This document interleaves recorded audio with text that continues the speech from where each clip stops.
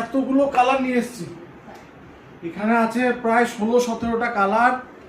আর এই আইটেম তো দেখে বোঝা যাচ্ছে নিয়ে এসেছি জামদানি। জামদানির যেটা প্রাইস হচ্ছে মাত্র 550 টাকা থেকে, মানে এইরকম আইটেম 550 টাকা থেকে। শাড়িটা খুলে দেখাই। এই হচ্ছে কালার অপশানগুলো দেখে নিন। 1 2 3 4 5 6 7 8 9 10 11 12 13 14 15 16।